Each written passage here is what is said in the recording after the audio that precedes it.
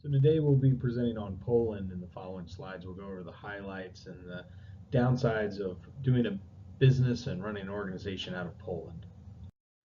The Hofstede Cultural Dimensions Analysis Tool is a tool that we use just basically to apply theory on the cultures of one society and values to that of another. The differentiation and values and culture affect business dealings in the country and how they break down. The analysis tool also breaks down the different aspects of the culture that may affect how the business is going to be profitable, and they break it down in 6 categories. Categories being power distance index, individualism versus collectivism, masculinity versus femininity, uncertainty avoidance index, long-term orientation versus short-term, and indulgence versus restraint. Biggest cultural difference that Poland has with the United States was the uncertainty avoidance and power distance index and indulgence. With the uncertainty, it's how well a country deals with the unknowns of the future and how they adapt to any changes or risks they might encounter. The power index dimension shows how much of the hierarchical system of class or power affects the society. So basically, who's going to look at the autocrats and who's going to look at the boss above them as a benevolent leader versus someone who's just over them. The indulgence also basically factors into indulging in your desires. Basically, how much of a rational thinker are you, or are you just going to want to scratch the itch immediately?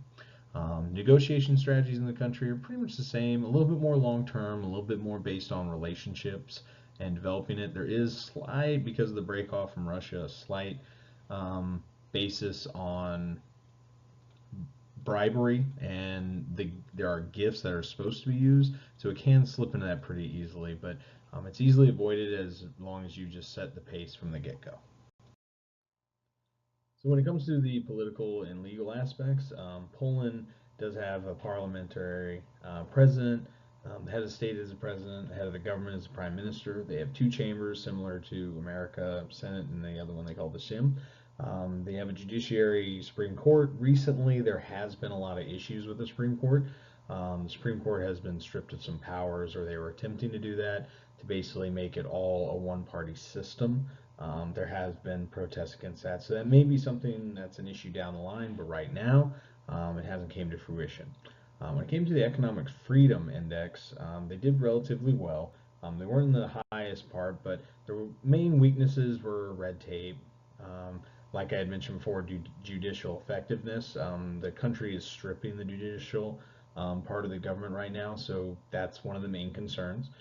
Big strengths, there's good fiscal health, they have a lot of labor freedom, they have a lot of investment and financial freedom, especially from outside of the country. And that's something that we would definitely want to utilize if we start a business in that country.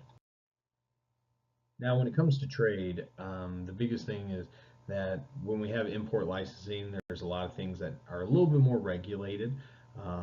There are quotas for grains and meats. There are products that are prohibited for environmental reasons. They're not too green when it comes to that, so a lot of them are the same that we have in America, not too crazy there. Now, when it comes to tariffs, there are up to 30% tariffs on some things and over 100% on luxury items. For one of the main ones that has a very low tariff is lumber. This is because obviously they're trying to keep their country beautiful and they're not wanting to tear down a lot of the forests. They do have a lot of agriculture in the country, which does play a factor in that as well, that they've also cleared a lot of land already for that farmland, because roughly 60% of the land in that country is utilized for agricultural purposes. So Poland's FDI, so foreign domestic investment stock, equaled about 167 billion at the end of 2015. Now, when compared this to what the U.S. was experiencing, that's 11 billion. So volume is more closer to 40 billion when it comes to U.S. dollars, because that was looking in the euro. When you consider the amounts routed to U.S. companies into other countries. Big investment opportunities are mainly in the energy and maritime sectors, because Poland does have access to the Baltics through there, and through Northern Europe through the ports in their northern harbors. It also deals a lot with energy, because Poland is a lot more open-minded to different alternative sources of energy production than a lot of countries like Germany, France, and things like that. So Poland is able to access a lot of the energy and then sell it to the EU through the production and through being integrated into the EU, which we will go over later in this PowerPoint. and is very beneficial to Poland. When it comes to the Polish currency, it is the zloty. They are eventually planning to transition into the euro, but as of right now, it's still the zloty. It's held a pretty small range in comparison to the dollar.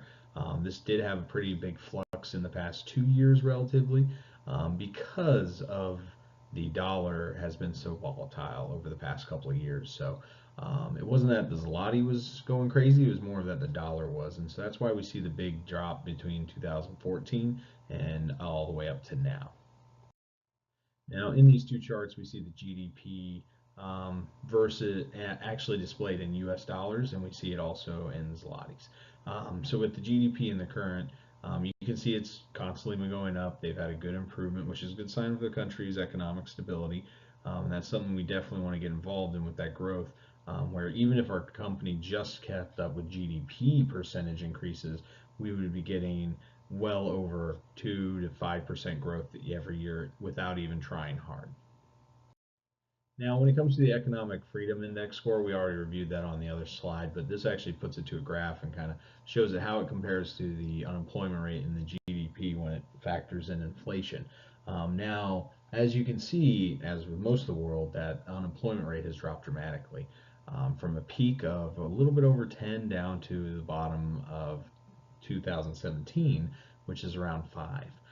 Now, when you compare this to most European countries, this number is astounding, especially since they use a more traditional approach to the unemployment rate and don't count euro jobs like Germany has, where you're only getting paid €1 an hour. These are all based off of sustainable jobs. And you can look at that the inflation compared to GDP is right in line, which is exactly what most central banks want. So Poland's really hitting it on all cylinders with these economic statistics. So for the regional integration, with Poland, it's obviously a member of the European Union. It has been since 2004. So there's a lot of free movement of goods, labor, capital. It has a lot of tariff-free trades with the U.S. as well, but obviously the biggest one still remains the European Union. They did join in May of 2004, and it is regulate a lot of this. Recently, Poland has become a little bit anti-European Union and has started to buck the trend a little bit. So this might change in the near future, but right now it still remains that they have free access to all the EU member countries. And they do have a lot of good agreements with the Eastern European states as well, who are not members of the European Union. Because of their history with the Cold War and being under Soviet Russia, they do have close ties to those countries as well, which, you'd kind of be able to get the EU and you'd kind of be able to get the Eastern European as well. Now, when we move on to the products that are available, we're looking at the first one that we're ideally looking at is trains and trams. So this deals with subways, this deals with the streetcars, this deals with the regional trains and with the national and international trains. Big strengths here is that there's only two main competitors in the country. Those companies only have a couple of trains to offer, so there's not a lot of diversity in what they're providing to this market.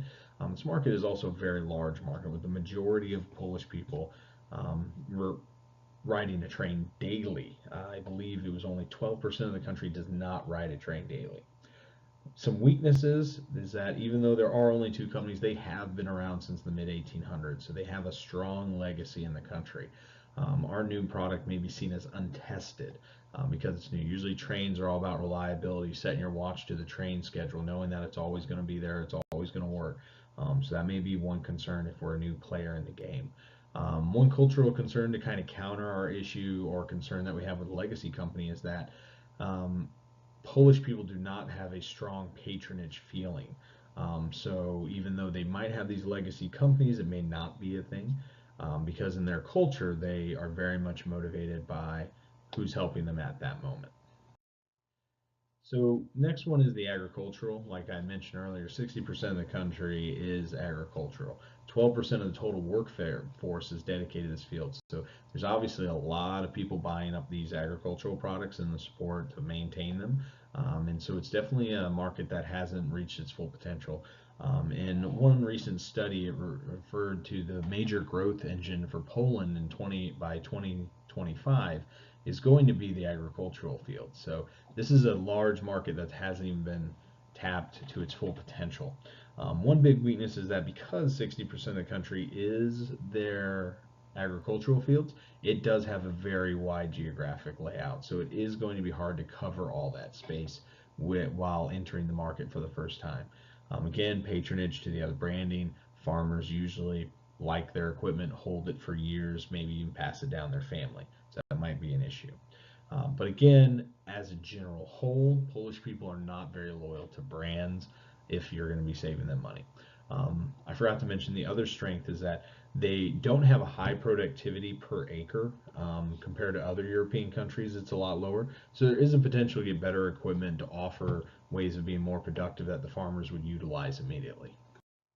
So the next product we're looking at in lot final is the pharmaceutical production. Some of the strengths in this is that there's a highly educated workforce in this field. So when it comes to chemical engineering and pharmacology, they have a lot of graduates that have a high reputation of being a high class of graduates. Now, the other strength is that there's few domestic companies that we would need to compete against, and Poland is in need of some name brand drugs that isn't from Germany or some other foreign country. Now, some of the weaknesses that might arise, and could be seen as a strength or a weakness, is that Poland uses, out of all their prescriptions, 90% are generic drugs. They aren't. It's not that they don't want generic drugs. It's just that's what's only available to them at this moment because most drugs are imported from Germany and Switzerland and are not actually produced on site. Some generics are produced in the country, but when it comes to name brand, almost all of them are produced outside the country. So one cultural concern might be that maybe they prefer the generics because that's what they like. But this also may be, kind of counter to that. It might just be because there's nothing available at that moment.